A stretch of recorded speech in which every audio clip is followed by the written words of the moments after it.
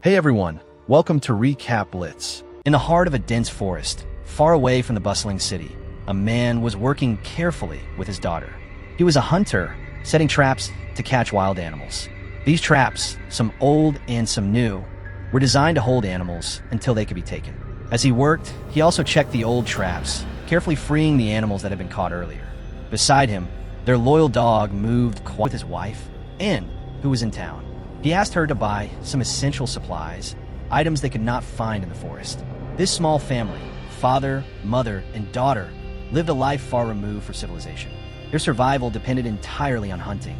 They ate the meat of the animals they caught and sold the skins to earn money. Hunting was not just a way to survive. It was the only skill they had, the only life they knew. The father, aware of the challenges of this life, wanted his daughter to learn everything about hunting and survival. But the girl was still young and inexperienced. As the father and daughter checked the traps, they noticed that one animal was missing. The girl, peering closely at the empty trap, spoke softly. It must be Back, the wolf. She knew this was not the first time such a thing had happened. The forest was alive with challenges, and wolves often came around, taking what they wanted. Meanwhile, Anne was in town, carrying the skins to sell at a small shop. She looked troubled, her face showing the worry of someone struggling to make ends meet. The prices for common animal skins had fallen drastically, and she could neither get enough money nor buy sufficient food for the family. The shopkeeper, noticing her frustration, told her bluntly, "These are the prices for ordinary animal skins. If you want more money, you'll need a wolf skin," and felt a surge of helplessness. How could she get a wolf skin? Her eyes wandered across the shop, stopping at posters for rental homes and good jobs. She longed for a life in town, for a home, and for a proper job for herself and her daughter. But the reality of her situation pulled her back. Survival in the forest was their only option. Returning home, Anne found her husband teaching their daughter how to skin the animals, while she herself prepared a meager meal. That evening, their dinner was quiet, tense. There was little to eat, and even the act of sharing food could not mask the worry in their hearts. When the daughter mentioned that the wolf had taken their latest catch, Anne's frustration boiled over. She was angry at her husband for not telling her sooner. She warned him, "If this continues, we'll starve. Something has to be done." After sending their daughter inside, Anne confronted her husband, her voice sharp with concern. Her husband tried to calm her, explaining, "Wolves like to hunt. They probably took it for themselves or someone else. It's natural. But on disagree fier celui." "No," she said, "I think it's because of us. It knows we have traps and easy prey. That's why it comes here. We can't ignore it." She even suggested going to the police, but her husband refused. "Don't worry," he said. "I will handle it myself tomorrow." But the threat of the wolf was not the only worry on Anne's mind. She looked at the posters again and sighed, feeling trapped. "How long can we keep living like this?" she asked. "I could find a proper job somewhere and give us a better life. Our daughter deserves more than this forest, more than hunting and fear." Her husband's response was firm and unyielding. "This is all we know. We can do nothing else. Hunting is our life, and we must continue it." Outside, Anne tried once more to make him understand. She spoke gently but urgently. "Look at our daughter. She has no choice in the life she lives. She should be learning in school, not worrying about wolves and survival. She deserves a chance at something better. Can't you see that?" But her husband remained steadfast, claiming that the forest was their legacy. "This is our home," he said. "We live here, and so will our future generations. Nothing will change that." And so, the family remained, caught between the harsh reality of survival in the forest and the dreams of a life in town. Their days were filled with hunting, their nights with worry, and their hearts with a quiet yearning for something beyond the trees that surrounded them. The next morning, the forest was still quiet, only the sound of rustling leaves and distant bird calls breaking the silence. The father prepared to go out hunting for the wolf that had been troubling them. His daughter, full of determination and curiosity, insisted on joining him. At first, he hesitated, but her persistence eventually won him over. He agreed to take her along, even though he knew the dangers, and this decision did not sit well with Anne at all. She grabbed the radio, her voice tense. "Why is she going? She's too young. It's dangerous." Her husband, calm but firm, replied, "I will take her with me for now. If the wolf shows up, I'll send her back immediately." He reassured her that he understood the risks and promised that she would be safe, as he knew the forest better than anyone. As they walked deeper into the woods, the father's sharp eyes noticed the footprints of a wolf. He realized the animal was close, very close, and swiftly explained everything to his daughter, teaching her what to watch for and how to stay alert. If it comes too near, you must run back home, he said gently but firmly. Understanding the danger, the daughter reluctantly agreed, and after some time, he sent her back, promising that he himself would return by nightfall. The girl started her journey home, her small legs moving quickly through the uneven forest floor.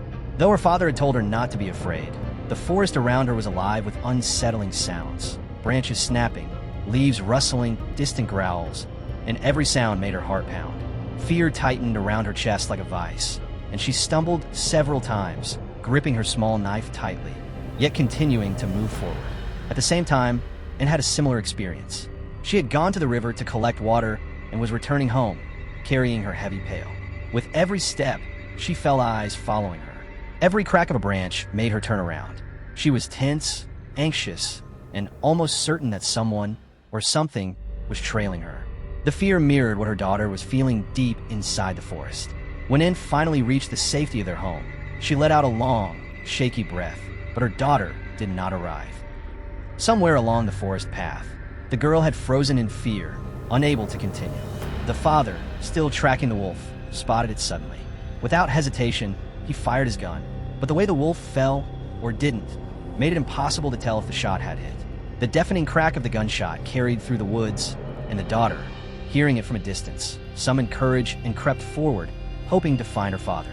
After checking carefully, the father realized the wolf had escaped. It had fled into the deeper parts of the forest. Relief should have followed, but instead, he froze, his stomach sinking in horror. What he saw made him gasp and stagger back.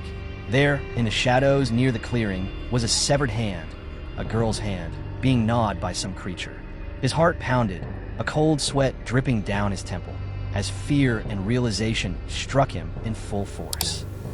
Driven by instinct, he moved cautiously across the road, deeper into the forest, only to be confronted by a sight that made his blood run cold.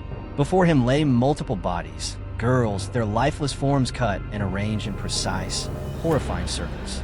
The brutality was deliberate, methodical, impossible for an animal like a wolf. He understood immediately. This was not the wolf's doing. There was a human killer in the forest, someone ruthless, calculating, and deadly. Panic and dread surged through him as he realized the horrifying truth. His family was not safe. The wolf he could handle, but this monster, this human predator, was something far more terrifying, something he could not fight with traps or hunting skills alone. His mind raced. 2 women were in his home, his wife, Anne, and his young daughter, still somewhere in the forest. He had to protect them, but how? The forest, once his domain, now felt like a trap, a maze filled with shadows hiding a killer who left no mercy behind. Fear gripped him so tightly that he struggled to breathe. His eyes darted from one shadow to another, aware that every sound, every movement could mean the difference between life and death. In that moment, he realized that survival meant more than just hunting. It meant outsmarting a creature who killed without remorse. When he returned home, he sat quietly, his mind heavy with thoughts that refused to leave him. His hunger had vanished, and sleep was far from him, yet he said nothing to his family. He did not want to scare them. He did not want them to feel the same fear that clawed at his heart. Every muscle in his body was tense, his mind racing with strategies to protect his family from the unseen dangers lurking in the forest. He made a silent vow. He would handle this himself, whatever it took, to ensure that his wife and daughter remained safe. The next morning, when Anne woke up, she noticed that her husband was gone. He had returned to the same place in the forest where he had seen the horrific sight of the girls' mutilated bodies the day before. To reassure Anne, he could have told her, "I will stay out there the entire night if I have to. Don't worry about me." But he did not tell her the truth. He was not hunting the wolf. He was hunting the killer. Meanwhile, Anne and her daughter had gone to the river. The daughter, looking around, realized that their dog was missing. Panic rose inside her, and she immediately set off to search for it. But then, in an instant of terror, the very wolf that haunted their family appeared before her, advancing steadily. Anne screamed, her voice slicing through the forest, as her mind raced through all possible dangers. Her instincts worked. The wolf, startled by the noise, fled. Mother and daughter ran as fast as they could back to the house, hearts pounding, lungs burning, fear gripping them tightly. But their dog remained outside. Anne grabbed her gun and went searching, only to find him dead, killed by the wolf. The grief hit her hard, yet she did not tell her daughter, lying instead, "We haven't found him yet. When your dad returns, We will bring him home. She spared her daughter the pain, the fear, and the knowledge that death had touched their small family. Morning came, but her husband did not return, nor did they hear from him on the radio. Anne and her daughter went to check their traps, only to find yet another missing animal. While inspecting the trap, Anne found a ring. A chill ran through her body. She knew immediately it belonged to one of the girls the killer had devoured. Fear and determination surged through her, and she left immediately for the police station to file a report, hoping to catch him. On the way, police officers, returning to the station with the body of a child, noticed an empty car on the roadside. They glanced at it but did not think much of it, continuing to the station. And arrived there first and explained everything in detail, her voice trembling but firm. She pleaded for help, but the officer's response was crushing. "We can't do anything. Your area isn't under our jurisdiction. We cannot catch a wild animal or a killer who moves like this. It's not the wolf's fault. He's only following his instincts. If any action is taken, it will be against you, not him." Anne felt frustration and helplessness weigh heavily on her shoulders. She had sought help and found none. With no choice, she returned home. She buried the dog in silence, grief weighing on her like a stone. Hunger gnawed at them, and with no other options, she hunted a young deer to feed them. Though it felt wrong, survival left no room for hesitation. She and her daughter skinned it and cooked it together, their hands working quickly, mechanically, as they tried to keep their minds off the dangers outside. While they ate, a static-filled message crackled through the radio, but the words were unclear. Night fell, and, as mother and daughter slept, their eyes suddenly snapped open to the sound of screaming from the forest, and cautiously stepped outside, expecting the familiar wolf, but instead found a wounded stranger, bleeding and desperate for help. She brought her daughter inside and laid the man down in the house, tending to his injuries. He was badly hurt, one leg mangled, and clutched a small radio. The night dragged on with fear and tension. The next morning, the daughter found the man awake and frightened. She called for her mother, who brought water and began stitching his wounds. The girl hesitated, remembering her father's words, "Never trust a stranger," and, looking at the man's state, replied firmly, "Look at him. He is injured, helpless. If your father were here, he would help him too." Meanwhile, outside, the police chief returned to the station and noticed the same abandoned car. This time, he paid closer attention, realizing it had been sitting there for 2 days. Something about it did not feel right. He stepped out of his vehicle, scanning the area, aware that the forest hid more than just shadows. As the officers scanned the area, noticing no one in sight, he carefully noted down the license plate number of the abandoned car. Meanwhile, the young man who had been found earlier slowly regained consciousness. "My name is Lou," he murmured weakly, and, cautious but curious, asked him why he was in this forest where so few people dared to venture. Lou explained, his voice strained with pain, "I came here to take photographs of the forest. It's my specialty. But on the way, my car broke down, and I had to continue on foot. Then something attacked me. I think it might have been the wolf, because I didn't see clearly. And that car, the one standing for days, is mine." His body was battered, and it was clear he needed hospital care, but the forest was too dangerous. If the wolf were nearby, they could not escape safely.